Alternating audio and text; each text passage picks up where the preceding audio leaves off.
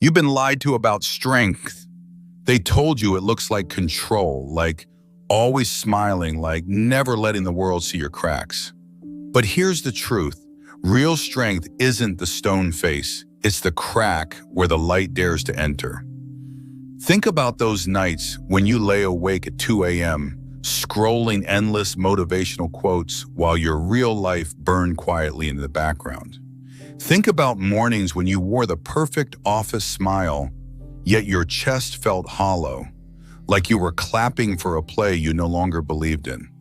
That is not weakness. That is the battlefield where your next self is being forged. This video has 6 parts, 6 direct moves born from ancient Stoic wisdom, but sharpened for modern chaos, the pressure of the office, the storms inside relationships, the noise of social media, the loneliness in a crowded bar, the weight of expectations that never sleep. Each part will meet you where you live, not where you pretend to live. I won't hand you cliches. I won't tell you to just think positive. Instead, I'll show you why your worst day is a door, why your sensitivity is radar, why losing it all gives you back your name, why broken dreams are disguised instructors, why struggle is sacred, and why beginning again is the bravest art you'll ever practice. Don't run, don't scroll. This isn't background noise. It's a mirror. Every line here is designed to sting, to shake, and then to set you free. If you're ready to face truths most people run from, hit like right now so you remember this moment wasn't background noise, it was a turning point. So let me ask you, are you ready to stop rehearsing strength and finally live it? Stay with me, because in the final part, I'll show you why beginning again, even when you feel finished, is the bravest move a human can make. 1. Your worst day isn't a verdict. It's a door. Everyone tells you to avoid bad days like they're contagious. Boss yells at you, walk it off. Relationship cracks, distract yourself. Money troubles, pretend it's temporary. We've been trained to believe a terrible day is proof something is broken in us. But let me flip this. Your worst day is not the judge, it's the doorway. Picture this. A manager prepares for a presentation, slides flawless, voice rehearsed. But when the projector dies and silence swallows the room, the image of competence broke down. Humiliating? Yes. End of the world? Number. That blackout forced him to find his real authority, not in technology but in presence. He walked out scarred but stronger. Or a young mother at the grocery store, realizing she can't afford everything in the cart. She feels the eyes around her, the sting of shame. But later, that moment becomes her ignition to rebuild finances with grit she didn't know she had. The pain wasn't the ending. It was the blueprint. I've watched travelers miss flights, couples argue at midnight, friends break down in cars after draining days. What all these scenes reveal is simple. The fallout isn't punishment, it's exposure. It strips away illusions about control, comfort, or permanence. And when illusions fall, truth stands. Here's where Stoicism speaks. Epictetus once wrote, "Circumstances don't define the man, they reveal him." He wasn't selling optimism. He was enslaved, injured, stripped of status, yet he learned that loss doesn't shrink you, it unmasks you. The day you thought was your execution might be your initiation. Contrarian thought. Comfort makes you fragile. Pain forges you durable. Think about muscles. No strain, no growth. But unlike the gym, life doesn't ask permission before loading the weight. That meeting collapse, that breakup, that empty bank account, they are forced reps for the soul. But let's pause. I'm not telling you to romanticize misery. A terrible day still hurts. Tears still sting. The goal isn't to pretend you're unshaken, The goal is to use the shaking as a compass. The worst day is not a wall, it's a corridor, and where it leads depends on how you walk it. Here's your practice. Write down the last worst day you had. Don't sanitize it. The raw version. Under it, list 3 truths that collapse exposed. Maybe it showed you a boundary you ignored. Maybe it revealed someone's loyalty or disloyalty. Maybe it exposed your own silence where words were needed. Circle 1. For the next week, treat it not as a wound, but as a workout. Train it daily, like lifting a barbell you once dropped. I used to believe ordering takeout after a terrible day would fix me. All I got was cold fries and a warmer waistline. The truth? Numbing is easier than transforming, but transformation is the only cure that sticks. So here's the question I want you to carry. What did your worst day stop you from pretending? Because if you can answer that honestly, the door is already opening. 2. Feeling deeply is not a liability. It's radar. Ever been told you're too sensitive? Maybe they said it with a sigh, maybe as a jab, but the message was always the same. Feel less, toughen up, stop caring so much. Let me ask you, what if that wasn't a flaw at all? What if it was your hidden radar? Here's the uncomfortable truth. Numbness isn't strength, it's blindness. The people who feel deeply notice storms before they arrive. They catch the shift in a friend's tone, the tension in a meeting before anyone speaks, the beauty in a sunset others walk past. Sensitivity isn't weakness, it's high-definition awareness in a world stuck on low resolution. At the office, I once saw an analyst stop a disastrous project because he sensed the unease in a client's silence, long before the data caught up. In a family kitchen, a father noticed his daughter's "I'm fine" didn't match her eyes. His sensitivity prevented months of hidden struggle. On the street, a stranger returned a lost wallet because something in his chest wouldn't let him ignore it. That instinct wasn't logical, but it was right. Feeling deeply doesn't weaken you, it roots you. What drains life isn't the flood of emotion, it's the drought of indifference. Numbness isn't armor, it's absence. Marcus Aurelius wrote, "The mind is dyed with the color of its thoughts." Too often we hear this as a call to paint only in neutral tones. But think about it, a fabric with no color is invisible. Your emotions, when held with wisdom, are the dyes that make your life vivid. So why does society shame depth? Because it's easier to manage people who are numb. A numb worker never pushes back. A numb partner never demands truth. A numb citizen never resists injustice. Sensitivity is disruptive. It refuses to play dead. That's why your depth is an advantage, not a curse. Quick check. What did your body just tell you? Tight chest or open breath? Name it. If you feel this truth, drop a comment. My sensitivity is my radar. Let the world know you're done apologizing for it. Practice for this week. When you feel something strong, anger, pause and ask, what signal is this sending? Treat it as data. Instead of apologizing for tears or excitement, name the reason out loud.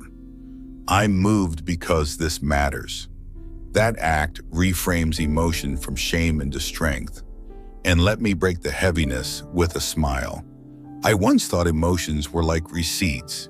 You tuck them away in a drawer, hoping they'll disappear, but the drawer always jams. And when it finally bursts open, you're buried under paper cuts. Turns out facing the feelings early is far cheaper than cleaning the mess later. Reflection. Next time someone calls you too sensitive, hear it as proof that your radar is working. Because the real question is, would you rather walk blind or see the storm before it breaks? 3. Losing everything can give you back your name. There are days when endings don't knock politely. It storms in and empties your table, your gym, your status, your relationship, the future you thought was guaranteed. At first, it feels like the ground beneath you has dissolved, but often that falling apart doesn't erase you. It introduces you to yourself. I once sat in an empty apartment, boxes stacked like tombstones of a life gone. In one night, I was stripped of my company, contracts, even loyal friends. For a moment, I thought I had no identity left. But in that silence, I see it clearly. When everything that can be taken is gone, what remains is what cannot. I was no longer a title or a role. I was a man with a pen and the will to keep breathing. And that was enough to begin again. Loss is brutal, but it's also honest. A colleague once told me after being fired, I didn't just lose my job, I lost the illusion that the company loved me. Another friend who went through a divorce said, I thought I had a marriage, but really I just needed to let go of the mask. In both cases, the loss cut deep, but it carved away the costumes. Marcus Aurelius wrote, loss is nothing else but change, and change is nature's delight. He didn't write this from a safe study. He buried children, faced betrayal, and watched an empire weaken. His reminder was this: what disappears was never fully yours. What remains is your character, your choices, your ability to grow. Think of a tree in winter. To the eye, it looks dead. Branches stripped, sky gray, silence everywhere. But underground, unseen, roots are digging deeper. Life is gathering for spring. That's what loss does. It disguises preparation as emptiness. But here's the question: was it really loss, or was it life clearing space for a truer version of you? Practice for this week. Write down one thing you've lost that still stings. Under it, list what it forced you to gain: patience, clarity, courage, humility. Each morning, read that gain before you start your day. It rewires the brain to see loss not as subtraction, but as exchange. In moments like that, clarity doesn't explode with fireworks. It slips in like a whisper you almost miss, a line small enough to fit in your pocket, yet sharp enough to cut through the noise. 4 words became my survival code: less noise, more north. I keep it on my lock screen like a secret key. When the world screams for attention, that line reminds me, the only real task is to walk toward the direction that matters. When I first lost everything, I expected the universe to send me thunder, lightning, maybe an angel with paperwork. Instead, all I got was a landlord reminding me the rent was due. And that's when it hit me. The sign is rarely cosmic. The sign is practical. It's life demanding that you stand up. So here's the question that remains. When life strips away the titles, the possessions, the attachments, who are you without them? And will you be brave enough to let that be the beginning, not the end? But stay with me, because the hardest shock isn't losing. It's what comes after losing. You'll see it in part 5. 4. The dream that died was doing its job. We're taught from childhood, chase your dreams, guard them like treasure, never let them go. But here's the uncomfortable twist. Some dreams are scaffolds, not homes. They're meant to hold you up for a while and then come down. The dream that falls apart isn't always your enemy. Sometimes it's the teacher you didn't invite but desperately needed. Think about the entrepreneur who burns 3 years on a startup, only to watch it fold. In the ashes, she discovers the skills, grit, and network that become the backbone of her next better venture. Or the relationship you swore was forever. When it ends, you grieve, but later realize it freed you from settling for less than you deserve. Even the trip you planned, the one that got canceled at the airport gate, becomes the night you meet a stranger who changes your perspective more than any city could. I'll admit I once believed if I planned every detail, life would owe me the outcome. I built timelines, spreadsheets, even color-coded strategies, as if fate respected Excel. When the plan unraveled, I realized the universe doesn't read our charts. Failure wasn't betrayal, it was correction. Not punishment, not proof you're unworthy, just correction. Epictetus put it sharply, don't demand that things happen as you wish, but wish that they happen as they do. He wasn't asking us to surrender ambition. He was warning us against worshiping one specific outcome. The Stoic point is simple. Your worth isn't tied to the script in your head. The reroute may be the real road. If this hit you, share the video with someone stuck in a collapsed dream. They might need this reminder more than you think. Imagine a river meeting a boulder. At first, it slams head-on, furious, white foam everywhere. But the river doesn't quit. It bends, it carves, it flows around. Years later, it has shaped an entirely new valley. That's what a dead dream does. It redirects you to a landscape you couldn't see from the old path. Practice for this week. Write down one dream that collapsed, a career path, a relationship, a plan. Under it, list 3 things it gave you anyway: skills, lessons, connections, perspective. Choose one and use it now. Build with the bricks failure left you. Flexion moment. Maybe the dream you lost was too small for the person you're becoming. Maybe it wasn't rejection, but redirection. So let me ask you, what dream are you still mourning as if it was your destiny, when in truth, it was only your scaffolding? And are you ready to thank it for holding you up, then let it fall away? 5. The holiness hidden in your hardest battles. Take one slow breath with me. Feel the air fill your lungs. Notice that despite every storm you've endured, this breath is still yours. That's where we begin, because your trials don't mean you're broken. Struggle is proof you're alive. Our culture teaches us to erase hardship as quickly as possible. Pop a pill, buy a distraction, swipe past the discomfort. But what if the weight you're carrying isn't a glitch in the system? What if it's the design? Not a punishment, but the exact pressure that forges who you're becoming. Think of the father who stumbles through divorce, but learns tenderness he never had before. Think of the young employee crushed by layoffs, who later becomes the leader everyone trusts, because he knows what it's like to be forgotten. Think of the woman battling depression, who learns to spot pain in others before they even speak. These hardships are brutal, but they are sacred. They are credentials no classroom can award. The Stoics had a phrase, amor fati, love your fate. Marcus Aurelius wrote, accept the things to which fate binds you, and love the people with whom fate brings you together. He wasn't saying enjoy suffering. He was pointing to the holiness of what hardship shapes: empathy, endurance, compassion.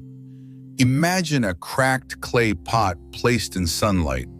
Light spills not through the smooth surface, but through the fracture lines.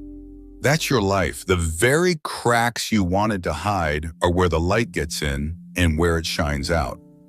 If embrace the struggle sounds like a brochure, fine. Call it free training and charge life for the lesson. And let's lighten it a little. I used to think, if I just repeated enough positive mantras, I'd bypass struggle. I am calm. I am powerful. I am... And then my coffee spilled on my white shirt right before a meeting.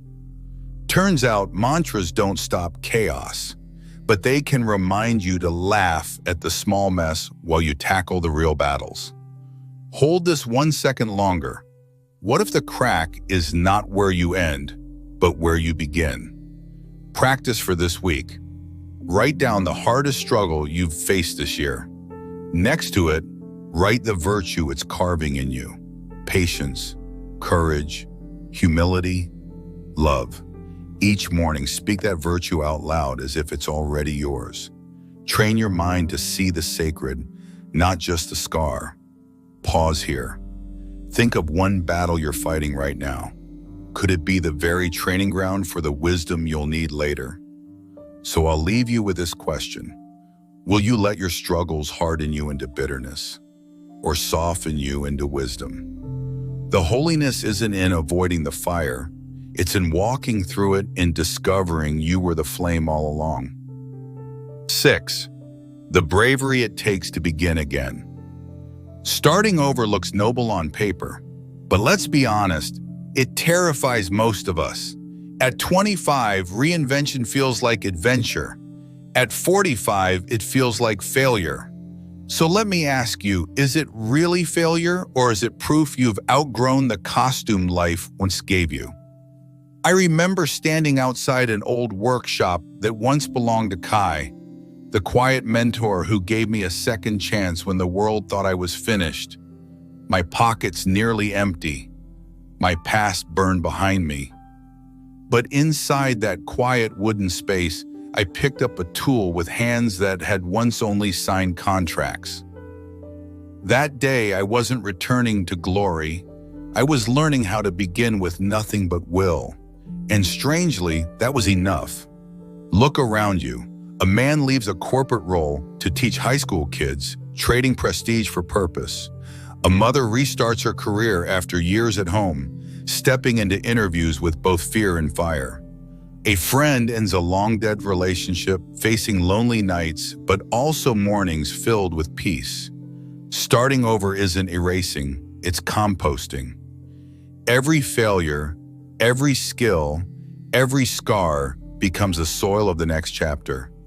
Seneca once wrote, "Life is long if you know how to use it." He wasn't talking about years on a calendar. He meant depth.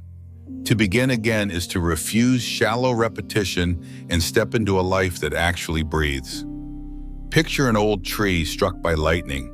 For a moment it looks ruined, blackened trunk, smoke curling upward. But seasons later, green shoots sprout from the cracks, stronger than before. That's what it means to restart. Not denial of the strike, but rebirth through it. Let's break the heaviness with honesty. I once thought reinventing myself meant changing my wardrobe. New shoes, new jacket, new me. Truth, I still carry the same doubts, just better dressed. Reinvention doesn't start in the closet, it starts in the spine. Practice for this week. Choose one area you've outgrown, a chum, a routine, a relationship dynamic. Write the smallest possible first step toward change, not 10, just 1. Do it within 24 hours. Don't wait for courage.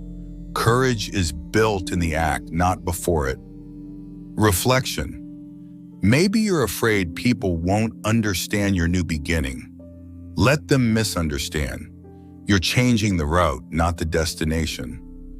They didn't live your nights of doubt, and they won't carry your mornings of clarity. So here's the question. Will you reach the end of your life and say, I stayed safe in a story I had outgrown? Or will you risk the unknown and prove, even to yourself, that reinvention is possible?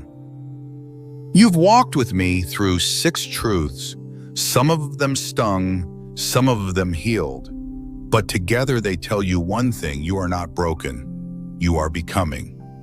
The Stoics never promised an easy life. They promised a worthy one. Pain, endings, doubt, reinvention, these are not signs of failure. They are the hardships that carve resilience. So remember this: every struggle you've survived is evidence that you are still here. And still here means still capable. Still here means unfinished.